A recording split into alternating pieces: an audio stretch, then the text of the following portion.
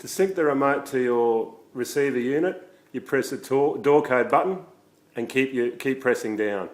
At the same time, press which button you want to use on your remote and press for 2 seconds while you press the other one still continuously. Let go for 2 seconds, press again for 2 seconds, then let go of both buttons. Now the door should be synced with the remote.